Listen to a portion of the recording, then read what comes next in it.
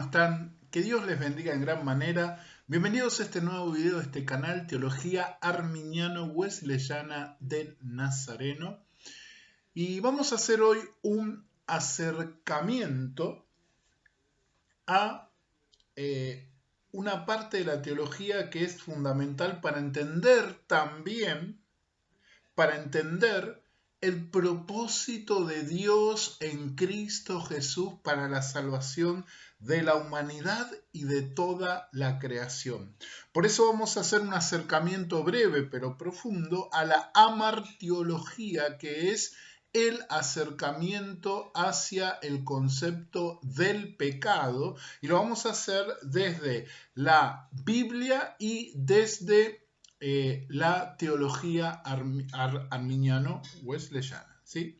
Que es la teología que compartimos acá en este canal, también con conexiones con la teología reformada y otras visiones teológicas pertinentes, porque este tema es un tema que compartimos todas las iglesias, todo el espectro cristiano evangélico protestante comparte el problema del pecado y cómo Dios puede solucionar por medio de Jesucristo en esta vida el problema del pecado. Pero para entender un problema tenemos que ver o para ver la solución al problema, tenemos que entender cómo es este problema, cuál es la visión que nos da la Escritura acerca del pecado, cuál es el reconocimiento que nosotros hacemos del pecado, ¿no? Yo me acuerdo que un profesor, un doctor en teología, en el seminario nazareno me dijo una vez que el concepto de santificación que va a tener un creyente va a depender del concepto de pecado que tenga, del concepto de pecado que maneje en su pensamiento propio desde la Escritura y también desde lo cultural, ¿no? Porque el pecado también está imbuido en todos los estamentos del ser humano y de la creación. Por eso, entender la naturaleza y profundidad del pecado es fundamental para poder apreciar la obra que Dios ha hecho por medio de su gracia en Cristo Jesús para librarnos de una vez y para siempre del poder del pecado y un día traer la liberación total y absoluta sobre la creación de las cadenas del pecado que la atan también. Así que si te gusta este video, déjame un like. Si no te gusta, también deja un dislike. Y al final, sí, compartilo, pero deja tus comentarios porque eso me va a ayudar muchísimo en el desarrollo de este canal, ¿sí? Bueno, vamos a comenzar con, como te dije, partiendo desde una perspectiva bíblico-teológica, y cuando hablamos de la parte teológica también desde una perspectiva de la experiencia humana.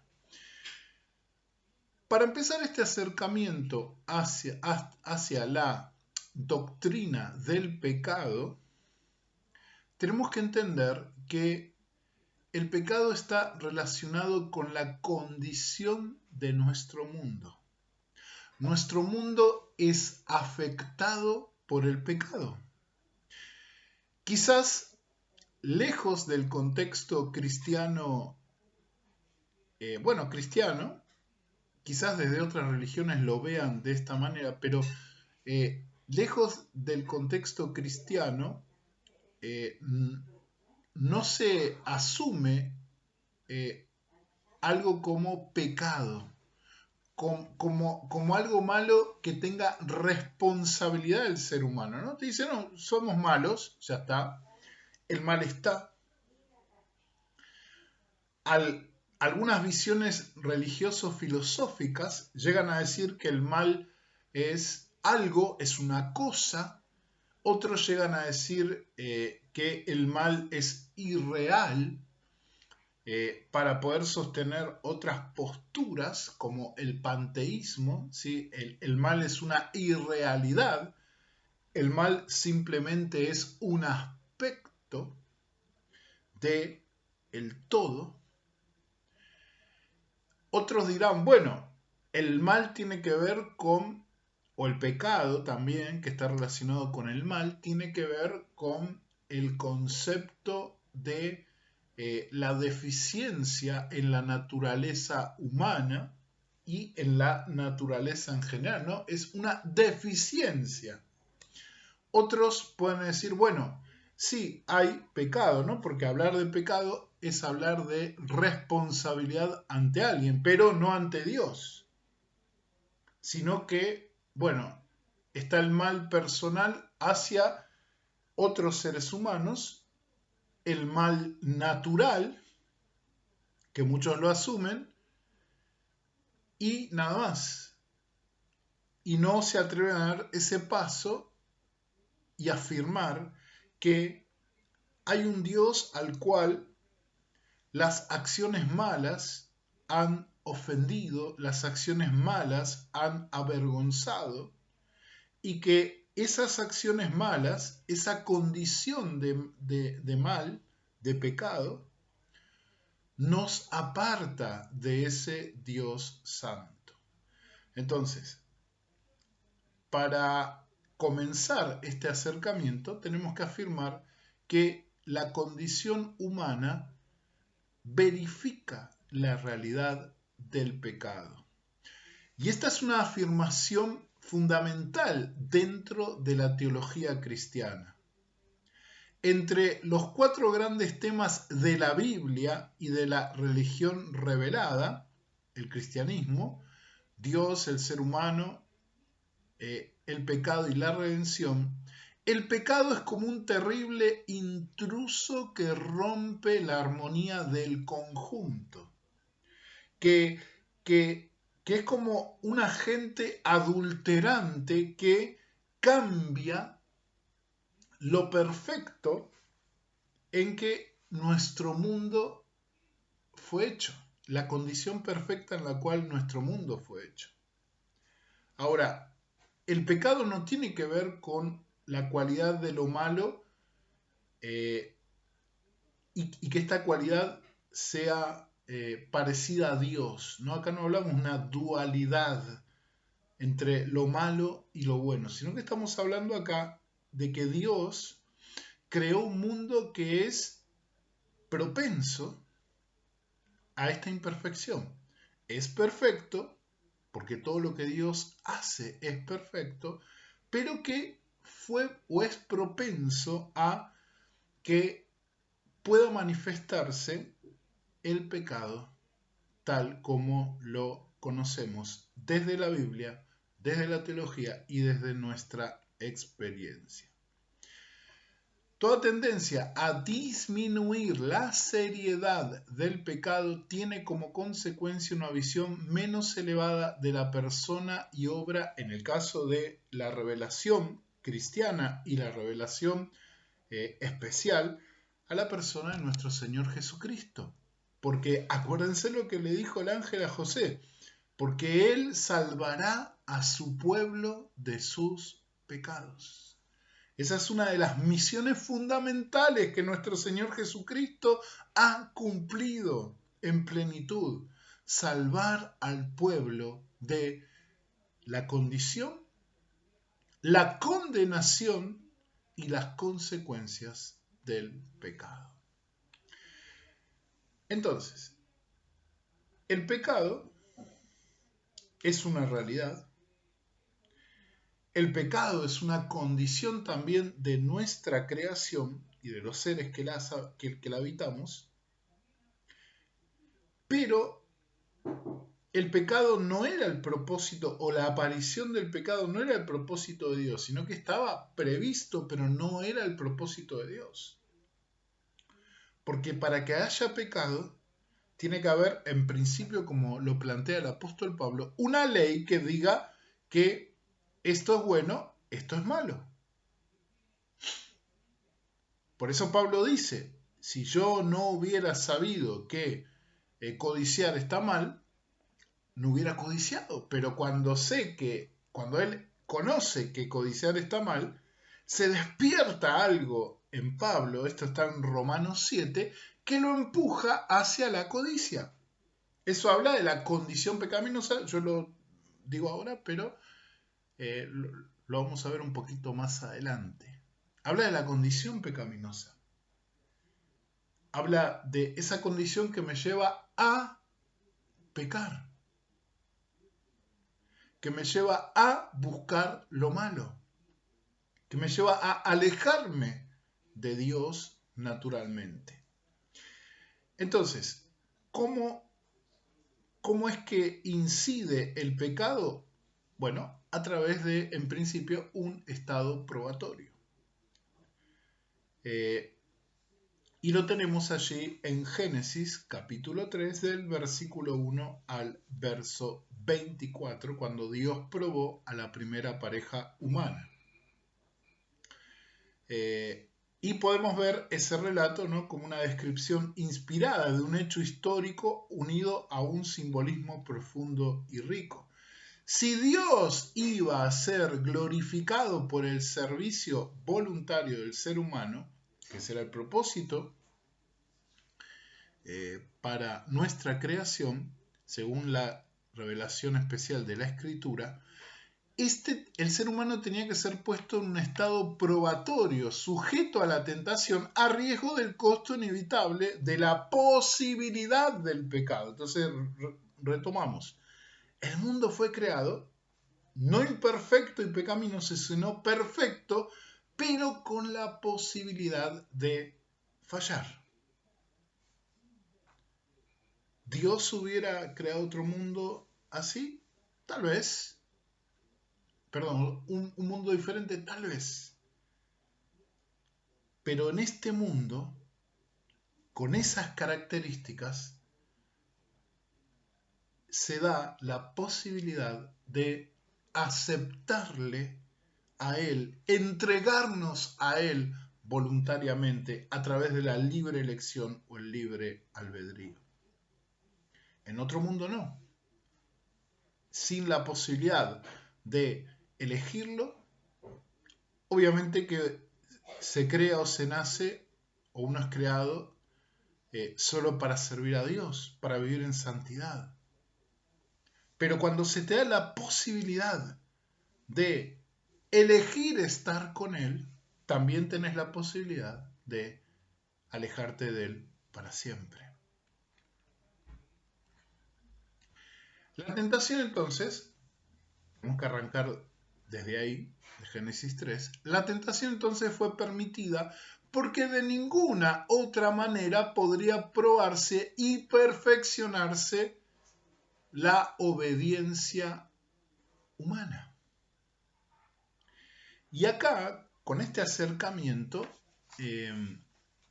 yo estoy negando la afirmación doctrinal de, por ejemplo, los mormones, que dicen que Dios preparó todo, incluso la caída de la primera familia humana, para que Cristo viniera. O sea, fue todo armado por Dios. Incluso esta idea también está no solo en la secta de los mormones, sino en el hipercalvinismo. Pero no es así. Seguramente sí, Dios previó que el hombre podía caer, pero también estaba la posibilidad de que no cayera jamás. Y que habría otro tipo de prueba o no. Pero Dios no es el autor del pecado. Y eso lo deja claro la revelación especial, la Escritura y el mismo Jesús de Nazaret. Pero hay una pregunta. Si Adán y Eva eran perfectos, en el sentido que tenían una santidad natural, una inocencia que hoy no tenemos, perfecta, ¿cómo le fue posible pecar? Adán fue creado santo, de esto no hay duda, pero también fue dotado de la facultad de escoger libremente entre alternativas morales distintas. Por medio de ese libre albedrío, su estado de santidad tenía la posibilidad de perderse o que permaneciera así para siempre o se perfeccionase así en otro mundo que obviamente no vivimos. No es el mundo que experimentamos hoy, ¿no? Eso sería más una elaboración contrafáctica. La voluntad de Adán, al ser creado por Dios, era santa y estaba inclinada hacia lo recto, que es totalmente distinto a la experiencia que vos y yo tenemos siempre. Nacemos en pecado, en condición de pecado y hacia el pecado. Sin embargo, tenía poder para cambiar su curso y tenía la facultad de moverse en la dirección opuesta, como nosotros también hoy la tenemos. También, obviamente, a través de la gracia de Dios en Cristo Jesús, por la obra del Espíritu Santo, podemos inclinarnos hacia nuestro Padre Celestial. Entonces, esta única capacidad que tuvo Adán y que hoy también la tenemos nosotros, le podía dar la posibilidad de inclinarse de la santidad a la impiedad y de la impiedad a la santidad otra vez. Pero después vamos a ver que tal fue la obra de destrucción del pecado en la naturaleza humana que Dios tuvo que intervenir. Dios interviene en Cristo Jesús para que nosotros podamos volver de la condenación y el desastre del pecado a una vida de santidad, una vida de comunión, una vida de plenitud con nuestro Creador, con nuestro Padre Celestial. El poder para obedecer o desobedecer es un elemento esencial en un ser que tiene capacidad de relación moral. Por eso Dios pudo haber prevenido la caída solamente por medio de la destrucción del libre albedrío, pero no seríamos entonces seres humanos, sino meros animales o creaciones neutras a todo concepto de bien o mal, o como máquinas que solo se manejarían por una determinada programación. Hoy somos responsables de que el pecado gobierne o no nuestras vidas.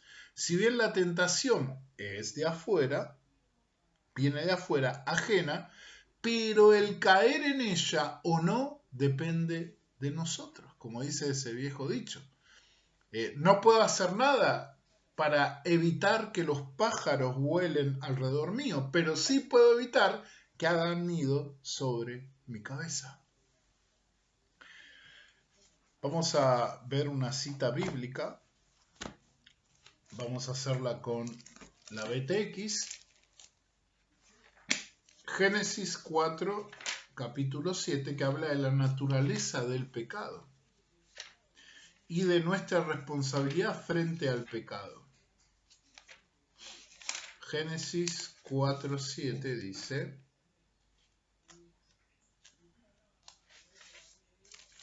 dice, bueno, hasta acá estamos en el contexto de el pecado de Caín. Caín está ahí pensando a ver qué va a hacer con Abel, después de haber sido rechazada su ofrenda, y dice, Dios le dice a Caín 4:7, dice, si obras bien, le dice, no serás enaltecido, pero si no obras bien, el pecado acecha a la puerta y su concupiscencia va contra ti, pero tú has de dominarlo.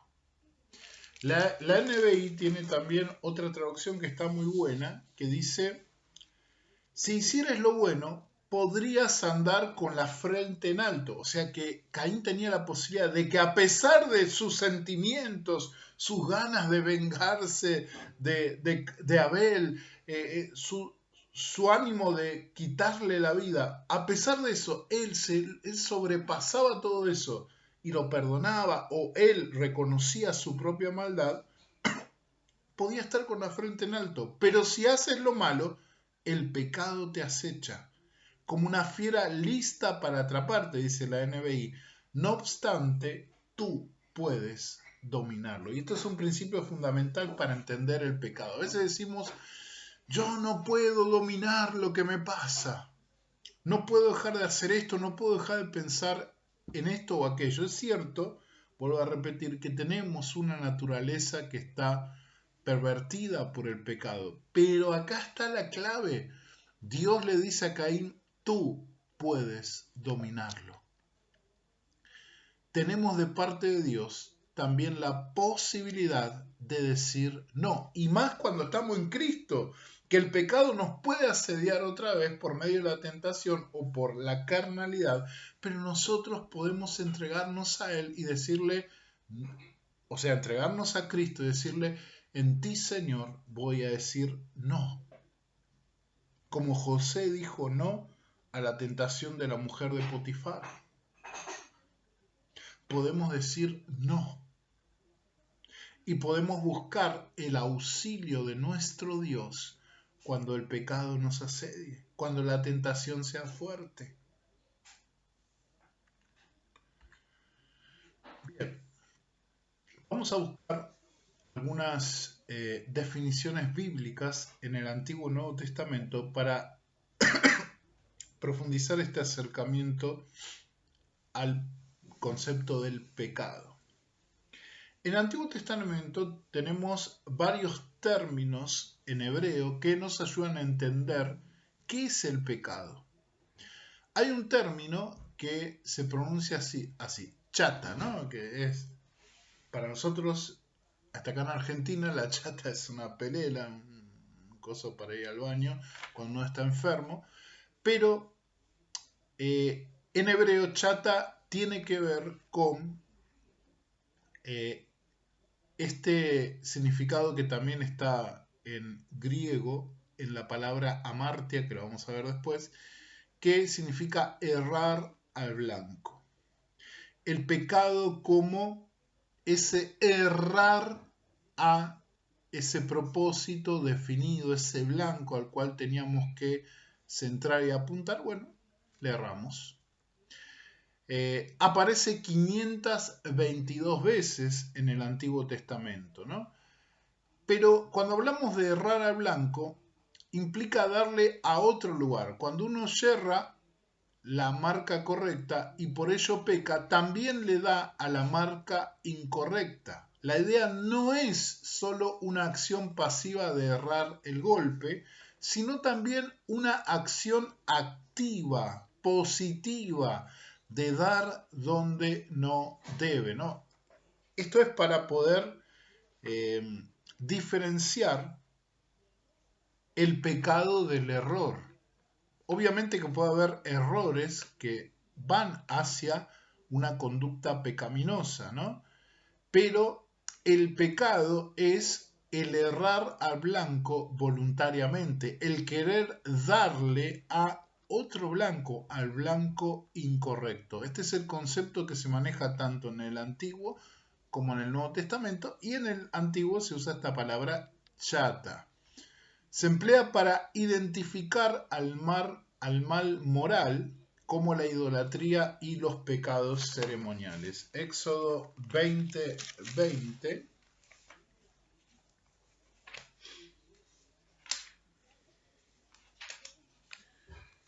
Disculpen que tardo mucho, pero no puedo hacer presentaciones porque se laguea mucho la compu, pero ya lo vamos a ir arreglando. Éxodo 20:20 dice: y dijo Moisés al pueblo, no temáis, pues para probaros ha venido Elohim, a fin de que el temor a él esté ante vosotros de modo que no pequéis, es decir, de modo que voluntariamente no quieran darle al blanco incorrecto, que no quieran buscar aquello que a Dios no le agrada.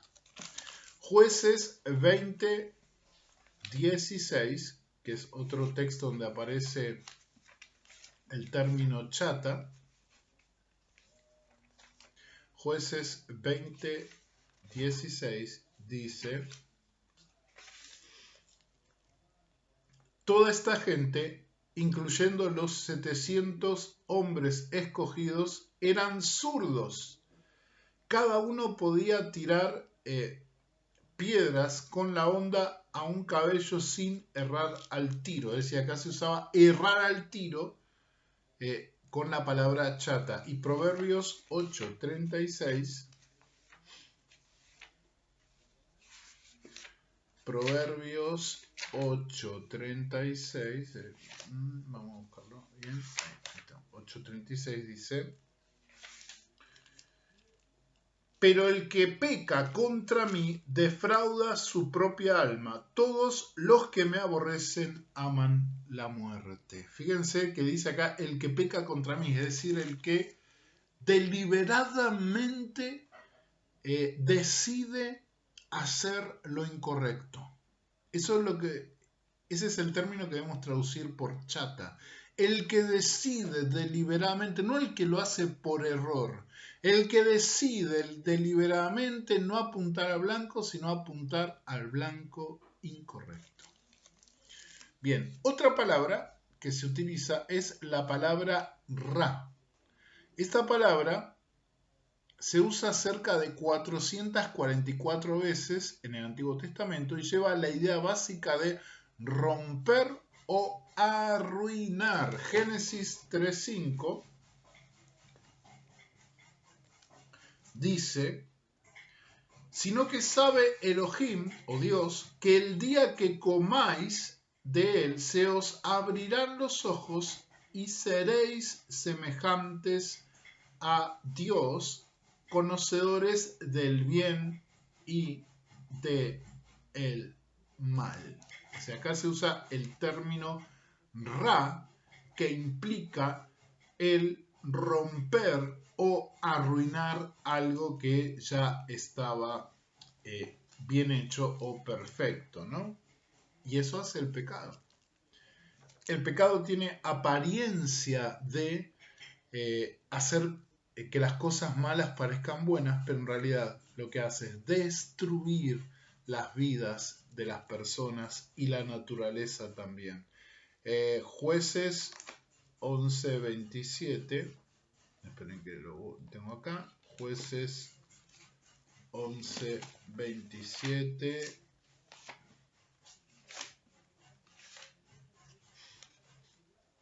Jueces 11:27 dice: así que yo no he pecado contra ti, y tú haces mal conmigo al combatir contra mí. Jehová, el juez, juzgue hoy entre los hijos de Israel y los hijos de Amón. Entonces acá está diciendo, quien está hablando, dice: así que yo no he arruinado todo contigo, no he destruido todo contigo. Este es el término que se entiende por pecado en estos pasajes. El pecado como ese efecto que lo arruina todo. O sea, acá estamos descubriendo la naturaleza del pecado tal como Dios la ve. Después está la palabra paya. La idea básica de este término paya es la de rebelarse, aunque generalmente se traduce como transgresión, ¿no? Que es una palabra recurrente en la Biblia, ¿no? Las transgresiones, ¿no? Más en el Nuevo Testamento, pero en el caso del Antiguo Testamento tenemos Proverbios 28:21.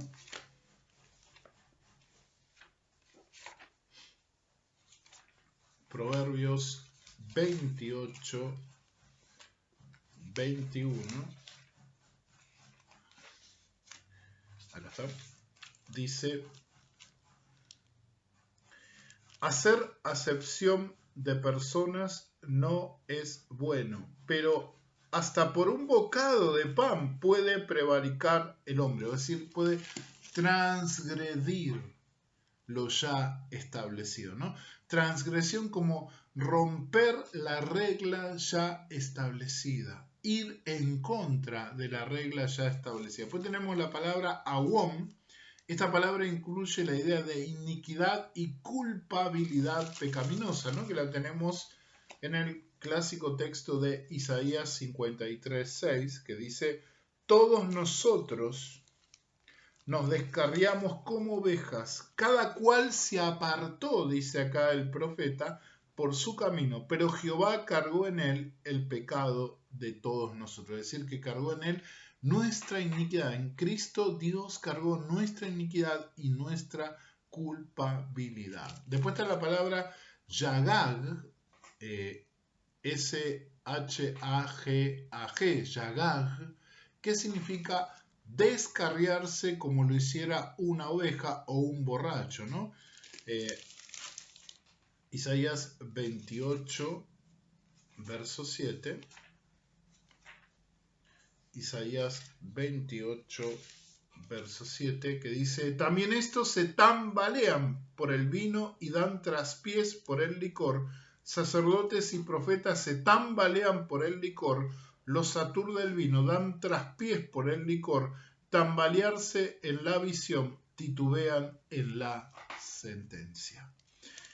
O sea, el término yagag está hablando de como una especie de borracho que empieza a hacer un camino sinuoso, ¿no? Un camino que no es recto, que va de acá para allá, que se tambalea de un lado al otro, ¿no?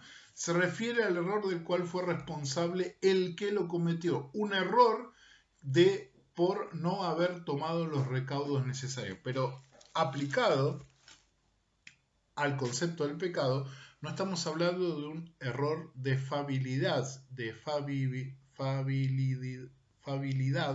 sino que estamos hablando de un error adrede, la búsqueda del error. El pecado no es porque no pudimos, el pecado es porque quisimos. Y lo dejó bien claro Dios en lo que le dijo a Caín: tú puedes dominarlo, tú puedes impedir la caída más profunda en la destrucción, en el error, tú puedes impedirlo, tú puedes decir no. Obviamente con la ayuda del Señor, ¿no? Bien, en el Nuevo Testamento tenemos algunos términos que describen el pecado, como por ejemplo, obviamente términos griegos, como por ejemplo el término kakos. Kakos indica el mal moral.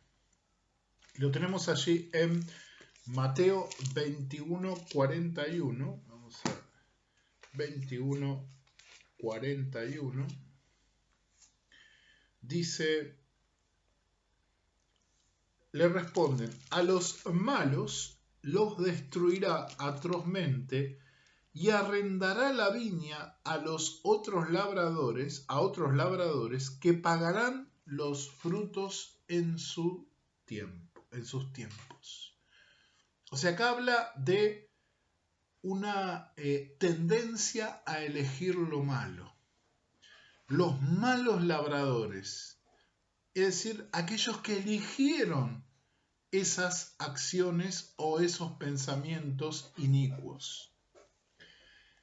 Después tenemos Romanos 12:17.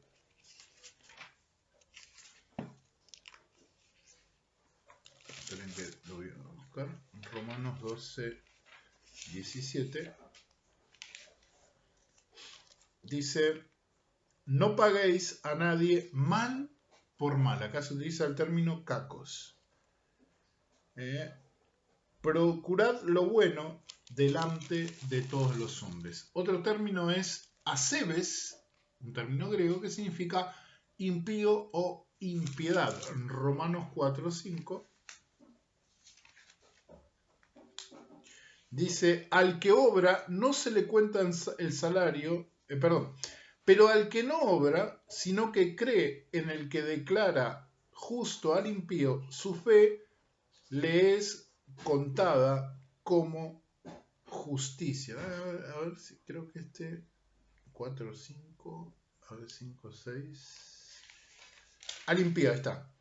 Justo al impío, ¿no? La palabra acebes, alguien que vive para lo malo, alguien que está dentro de lo malo y su naturaleza siempre es hacia lo malo. Después tenemos la palabra conocida en la teología o amartiología, que es la palabra amartia, que es la más frecuente para designar al pecado en el Nuevo Testamento, que aparece unas 227 veces en el Nuevo Testamento, ¿no? Y ahí les doy para que ustedes lo busquen, Mateo 1.21 y Juan 1.29. Pues tenemos otra palabra, la palabra adikia, se refiere a cualquier conducta injusta en el sentido más amplio. Si lo quieren buscar, está en Romanos 1.18, Lucas 16.9, Romanos 6.13 y segunda de Tesalonicenses capítulo 2, verso 10. Después tenemos el término parabates, ahí está, parabates, significa transgresor y se aplica a los actos de violación de la ley. Lo tenemos más significativamente en Gálatas capítulo 3, verso 19. Y por último tenemos el término hipócrisis. La palabra incorpora tres ideas: una falsa interpretación, aparentar como un actor y seguir una interpretación que se sabe que es falsa, ¿no? Esto lo tenemos en Gálatas 2, del verso 11, en el pasaje de Gálatas 2, del verso 11 al 21, ¿no? De ahí viene el término hipócrita o hipocresía, ¿no? Alguien que aparenta ser algo que no es, ¿no? Alguien que está actuando. El pecado, con su naturaleza que muestra una cosa, pero que en realidad es otra diferente. Entonces, el pecado definido con estas palabras, o sea, el pecado podemos definirlo con estas palabras que se encuentran tanto en el Antiguo como en el Nuevo Testamento. Podríamos resumir y decir que el pecado es errar voluntariamente al blanco o elegir el blanco incorrecto, que el pecado es maldad, rebelión, iniquidad, extraviarse por no estar preparado o intencionalmente. También implica perversidad, andar errante, romper o transgredir la ley de Dios, ser o hacerse ignorante a propósito y ofender. En forma breve, el pecado generalmente se ha definido como infracción de la ley. Y tenemos Primera de Juan, capítulo 3, verso 4. Primera de Juan 3, verso 4, que dice: todo el que practica el pecado también practica la infracción de la ley, porque el pecado es infracción de la ley. Esta definición es acertada mientras se conciba en su sentido más amplio, es decir, la violación de cualquiera de las normas que Dios ha expuesto para su creación. El pecado también se puede definir como contrario al carácter de Dios, ¿no? Romanos 3:23, por cuantos todos pecaron, están destituidos de la gloria de Dios. Es decir, la gloria de Dios como el carácter santo, justo y perfecto de Dios. Y su contraparte es el pecado, por eso Dios no puede estar con el pecado. La característica principal del pecado es que va dirigido contra Dios, aunque se especifica en la escritura que se peca y en la experiencia se peca contra otras personas, el pecado es contra Dios. ¿De dónde viene el pecado? La teología cristiana, tal y como encuentra sus raíces en la Biblia y en el pensamiento de la Iglesia, sostiene que Dios no es el autor del mal, ni en sentido positivo ni en sentido negativo. El comienzo histórico del pecado en la raza humana no se debió a un estado de maldad, sino a un acto deliberado de transgresión de la ley positivamente afirmada por Dios. El mal existía antes de la caída del ser humano y tentó al hombre a pecar en la persona de el ángel caído, conocido como Satanás en las Escrituras, que en el relato de Génesis capítulo 3 aparece como la serpiente que tienta a Eva. Ahora, este personaje, que tiene también su discusión filosófica y hasta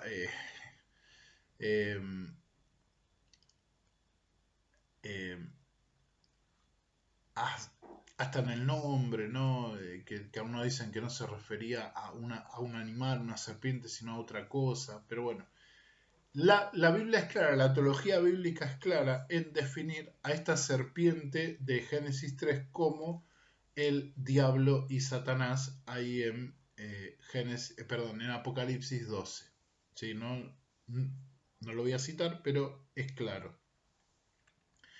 A ver, Satanás no es el mal. Satanás es un agente de lo malo, ¿sí?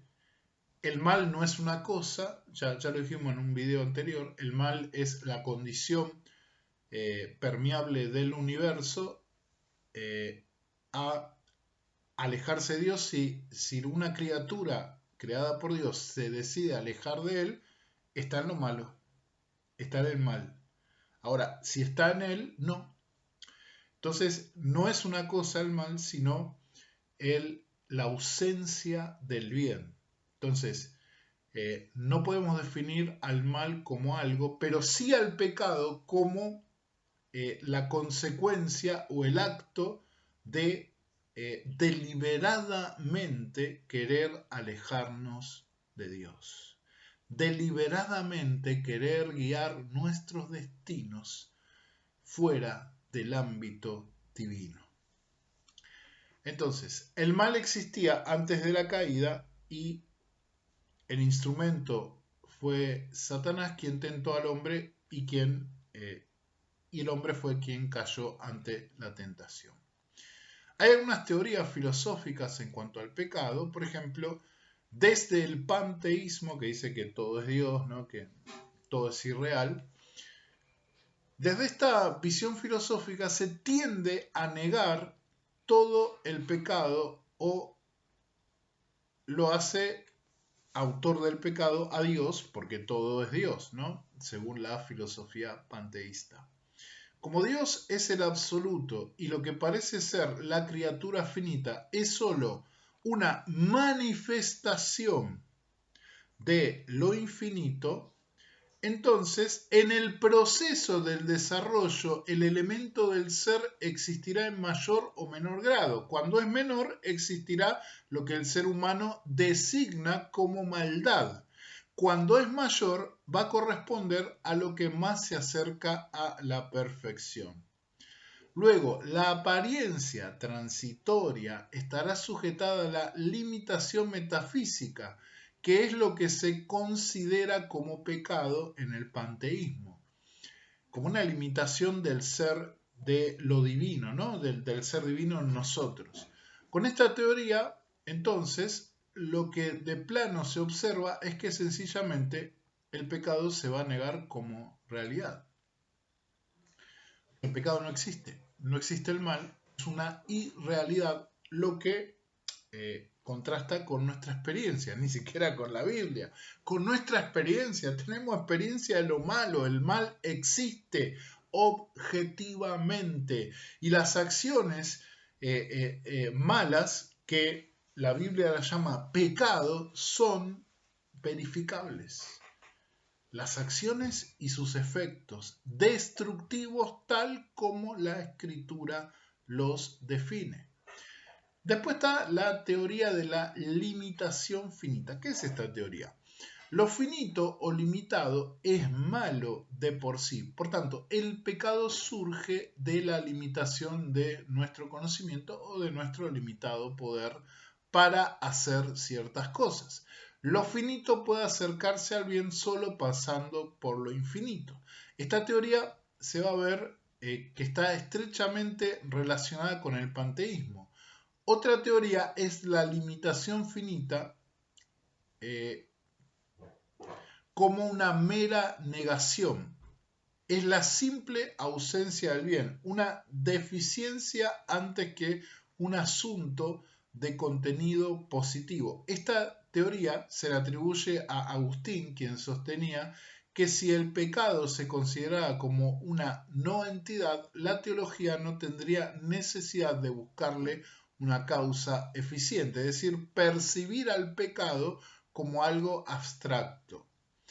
Una última teoría es la que sostienen los que perciben al pecado como algo que nos aparenta, aunque solo por razón de nuestra limitada inteligencia, ¿no? Aparenta ser malo, aparenta ser pecaminoso, pero que en realidad no es algo malo, solo parece malo porque se le ve muy de cerca. Parte de la concepción física de que solo vemos una parte del universo y no el todo, ¿no? Pero eso es una concepción totalmente alejada de la experiencia del ser humano en cuanto a lo pecaminoso. En respuesta a estas teorías se puede decir, obviamente, que el pecado no puede definirse como ignorancia debido a que implica que por su propia naturaleza depende de que criaturas con capacidad de elección libre elijan lo malo antes que al bien absoluto que es Dios. El pecado no puede considerarse como una mera negación. El pecado es un hecho en el mundo y posee realidad en lo fenomenológico. Todavía más, el pecado ha de considerarse como una fuerza positiva, tanto maligna como agresiva. Después están las teorías evolucionistas. Encuentran el origen del pecado en la naturaleza sensorial del ser humano. Viven a expensas del error de que existe un antagonismo esencial entre el espíritu y la materia, la carne. Obviamente tenemos el pensamiento filosófico de los gnósticos del primer siglo y también, obvio, de los gnósticos que están ahora. Es un mal que lamentablemente no ha cesado. El mal, dentro de la filosofía gnóstica, es considerado como propiedad esencial de la materia, aunque más adelante vino a ser considerado como un simple accidente. El pecado, por tanto, no debía ser que el ser humano, el pecado se debía principalmente a que el ser humano poseía un cuerpo material. O sea, el origen de lo pecaminoso en el ser humano es la materia con la cual se compone. Es un error que persiste hasta el presente en la creencia que muchos sostienen de que el ser humano no puede librarse del pecado mientras habite un cuerpo material. Pues está la teoría sensualista de origen medieval, que considera que la naturaleza inferior estaba bajo la restricción del don de la gracia. Cuando el ser humano cayó, se removió la restricción, la cual puso en movimiento lo que vendría a conocerse como la concupiscencia, ¿no? Como que se retiró esa contención que daba Dios y que se manifestó en la sensualidad, lo cual es un error porque Dios mandó al hombre y a la mujer a manifestar la plenitud de la unión entre ellos a través de lo sensual, pero dentro de un contexto de santidad. O sea, lo sensual no es el pecado en sí. Ese es un error que se desarrolló en la Edad Media porque se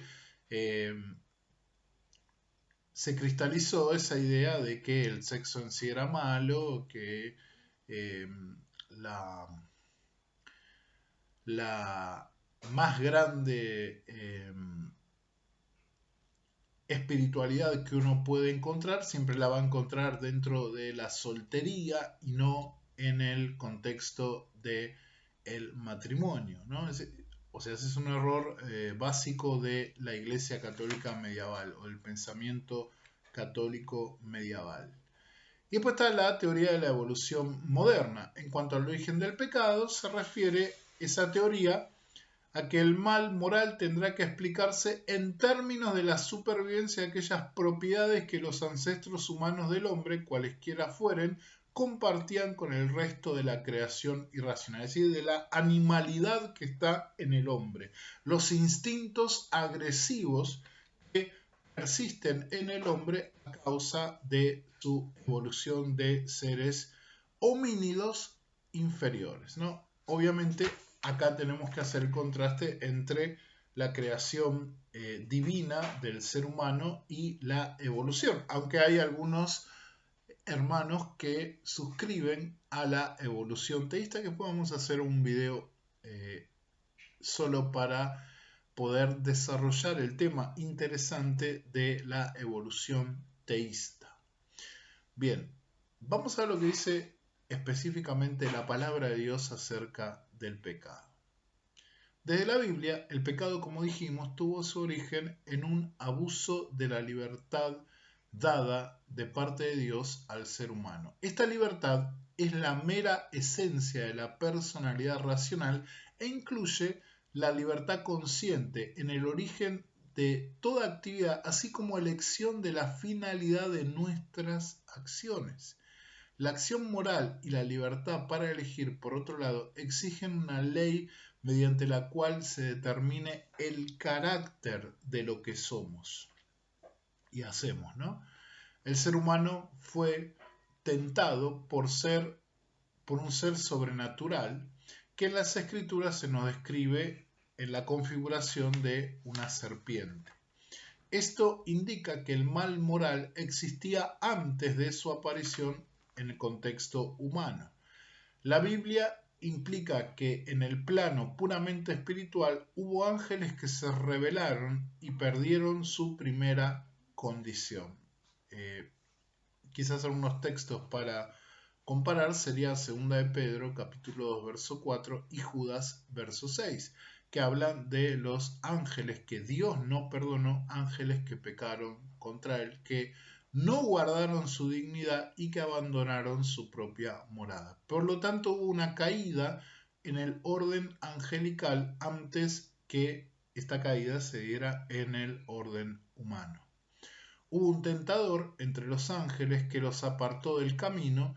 Es con este tentador que la doctrina cristiana del mal llega a su causa primera. Satanás, este espíritu sobrenatural creado por Dios, originalmente era bueno, pero cayó de su elevada y santa condición, convirtiéndose en enemigo de Dios. O sea, él se proclama enemigo de Dios. No es que Dios lo pone a él, ¿sí? Satanás no es un adversario creado así como adversario. Satanás también es una criatura que elige lo malo, elige estar sobre Dios, que es sujetarse a Dios y sujetarse a su ley, a su voluntad. Entonces, podemos concluir que todo pecado, ya sea en el ámbito angélico o en el ámbito humano, todo pecado es de origen personal. Pero también podemos decir que la Escritura afirma una doble naturaleza del pecado.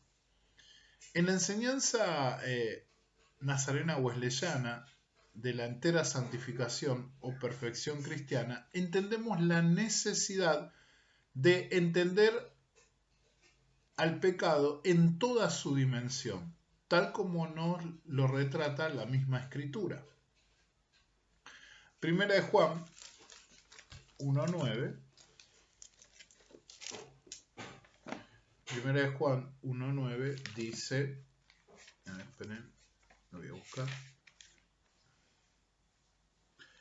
Dice, si confesamos nuestros pecados, Él es fiel y justo para perdonar nuestros pecados. ¿Y qué dice? Y limpiarnos de toda maldad. La decisión de transgredir la voluntad conocida de Dios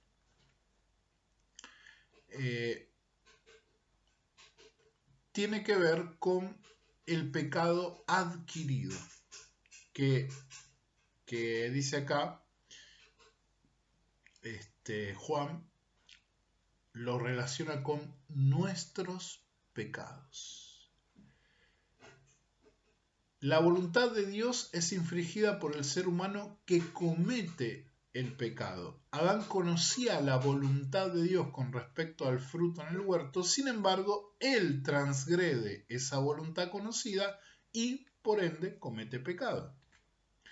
Los seres humanos adquieren el pecado cuando saben lo que Dios quiere y deciden desobedecerlo. El pecado adquirido envuelve el libre albedrío del ser humano y significa que él escoge el camino equivocado. Por otro lado, hay una realidad que también la obra de Cristo contempla y que nosotros tenemos que visualizarla. La vemos allí en el texto de Juan, en la última parte. O sea, Juan dice, perdona nuestros pecados, pero dice que nos limpia o nos libra, según sea la versión bíblica, de toda maldad. Esa maldad en la teología juanina es aquella impureza nacida en la naturaleza de cada hombre que le seduce hacia el mal, que es conocida por muchos nombres, como pecado innato, pecado original, pecado heredado, nombres bíblicos como conscupiscencia, viejo hombre, antigua naturaleza, etc. Saber del pecado innato es importante porque aún después de que el pecado adquirido es perdonado, todavía hay una impureza en la naturaleza humana que debe ser limpiada de la vida del hombre. Esa impureza puede ocasionar que la vida cristiana sea una vida muy difícil e incluso nos puede llevar a la apostasía. La muerte de Jesús en la cruz provee para el perdón de nuestros pecados, pero también proveyó para la limpieza de esa naturaleza pecaminosa inmunda que todo cristiano lleva aún después de la regeneración. Este pecado original es un pecado de terquedad que nos lleva hacia la propia soberanía, hacia la codicia, la venganza y nos pone en un estado de obstinación pecaminosa. También es una falsa condición de egocentrismo, una dependencia pura de nuestros esfuerzos para intentar progresar en el camino de santidad.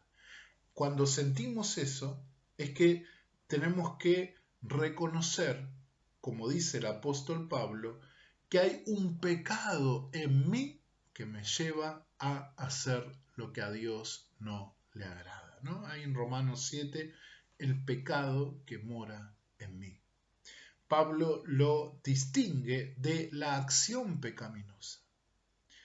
Pablo plantea las dos realidades del pecado, el pecado que mora en nosotros y el pecado que nosotros cometemos. El pecado que mora en nosotros es la fuente, según Santiago, que engendra el pecado que nosotros hacemos. ¿Sí? Para tener bien la referencia bíblica, Santiago, Jacobo 1, se los voy a leer. El famoso proceso del nacimiento del pecado. Santiago 1, 13 al 15 dice: Nadie que es tentado diga, soy tentado por Dios, porque Dios no puede ser tentado por el mal, ni Él tienta a nadie, sino que cada uno es tentado cuando es atraído por la propia concupiscencia y seducido. Acá Santiago menciona la concupiscencia, dice y seducido. Entonces la concupiscencia, después que ha concebido, engendra el pecado, y el pecado ya desarrollado da a luz la muerte. Es decir que para que se dé el pecado en acciones pecaminosas debe engendrarse cuando la tentación coincide o incita, seduce a nuestra concupiscencia. No es lo que le pasó a Adán, porque Adán no tenía concupiscencia, pero nosotros sí. Nosotros la tenemos porque es parte de nuestra naturaleza. Lo que también, la esperanza que nos da la Escritura es que la obra de Cristo también puede perfeccionarnos en amor de tal manera que ese amor puro y santo de Dios puede hacer a un lado ese amor egoísta, concupiscente y pecaminoso y librarnos de la totalidad o en la totalidad del poder del pecado. Bien, espero haber sido claro en cuanto a esta explicación breve, este acercamiento breve a la realidad del pecado, ¿no? Que en teología se conoce como amarteología. Pues vamos a seguir, porque la amarteología debe estudiarse o entenderse en el contexto de la soteriología, es decir, las obras salvíficas que Dios hace en Cristo Jesús, quien el Espíritu Santo las efectiviza en nuestras vidas para que nosotros podamos vivir y experimentar la plenitud de nuestro Padre Celestial. Bueno, si llegaste hasta acá, te doy gracias. Te animo a que me dejes un like si te gustó. También si te gustó un montón, compartilo para que este canal pueda seguir creciendo y comenta ahí lo que vos sientas, si estás de acuerdo, en desacuerdo, si no entendiste nada, si te gustó o no te gustó la forma en que expresé este acercamiento hacia la naturaleza del pecado y sé parte de este canal. Como siempre, que Dios te bendiga de gran manera y nos vemos en el próximo video.